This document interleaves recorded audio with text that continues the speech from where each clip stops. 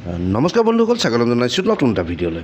দেখা পাইছে এয়া আমি খেতি আৰম্ভ কৰিবলৈ আজি ট্ৰেক্টৰে প্ৰথমবাৰৰ বাবে আমি হাল বোৱাইছোঁ। আমি 10জন যুৱক একত্ৰিত হৈ এটা নতুন অনুষ্ঠানৰ জন্ম দিছোঁ আৰু ইয়াতে আমি খেতি বাতি কৰি আমি যাতে আমাৰ সমাজখনৰ লগতে আমি নিজেও আগবাঢ়ি যাব পাৰোঁ, তাৰ বাবে আমি ভগৱানৰ ওচৰত প্ৰাৰ্থনা কৰিছোঁ। আৰু আমাৰ যিটো NGO, আমাৰ মূল লক্ষ্য আৰু উদ্দেশ্য হৈছে শিক্ষা, স্বাস্থ্য আৰু পৰিৱেশ উন্নীতকৰণ। যাতে আমি এই সকলোবিলাকত যেনেদৰে ভাবিছোঁ আমি সকলোবিলাক যাতে আগবাঢ়ি যাব পাৰোঁ, তাৰ বাবে ভগৱানৰ ওচৰত প্ৰাৰ্থনা কৰিছোঁ। আৰু আপোনালোকেও আশীৰ্বাদ কৰিব যাতে আমি এনেদৰেই আৰু আগলৈ আৰু কাম কৰি যাব পাৰোঁ।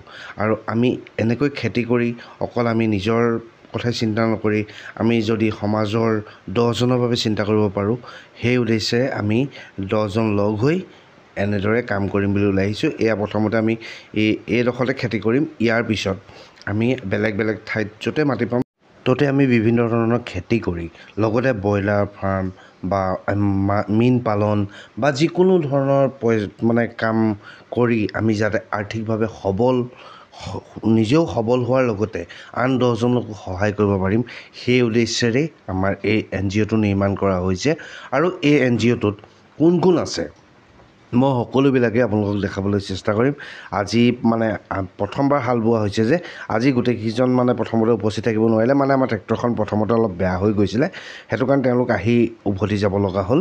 আৰু আমি যিকেইজন ওচৰৰ হয় আমি কেইজনেই লগ হৈ আজি ট্ৰেক্টৰখন ঠিক কৰোৱাই যেনে তেনে আমাৰ গধূলি আগে আগে হালটো বোৱাই শেষ কৰি ল'লোঁ। আৰু অনাগত দিনত আমি গছপুলি যিদিনা ৰুম সেইদিনাখন আমি সকলোৰে লগতে আপোনালোকক চিনাকি কৰি দিবলৈ চেষ্টা কৰিম।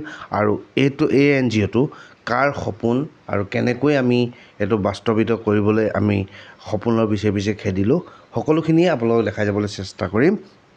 আৰু আপোনালোকেও আশীৰ্বাদ কৰিব যাতে আমি যেনেদৰে ভাবিছোঁ তেনেদৰে আমি সফল হ'ব পাৰোঁ। আৰু ভিডিঅ'টো শেষলৈকে চোৱাৰ বাবে সকলোকে ধন্যবাদ। আকৌ লগ পাম। জয় অসম।